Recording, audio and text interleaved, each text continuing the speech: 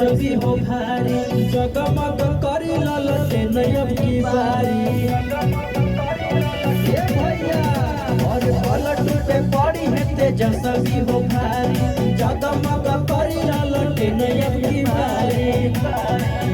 और जेठी के झंडा लहराए भैया तेजस्वी के अबा ये जितावे के बाद ललटे नीए के अबी जिलावे के बाद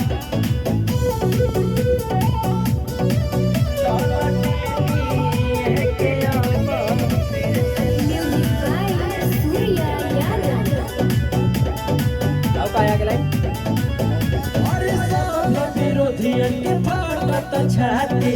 इनके सपोर्ट कर तारे सब जाति अरे सब विरोधियन के फटता न छाती इनके सपोर्ट कर तारे सब जाति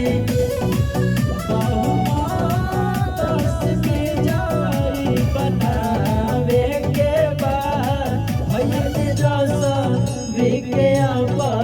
ये जितावे के बाद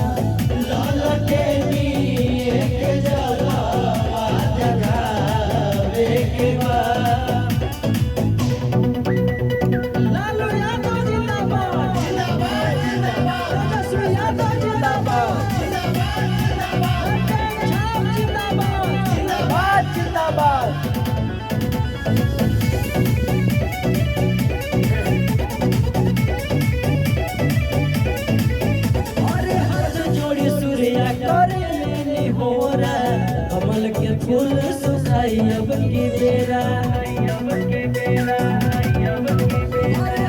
जोड़ी सूर्या करे हो कमल के फूल सुखाई अब की बेरा पूरा बिहार की चमकावे के बाद भैया तेजस्वी के अबा ये जिता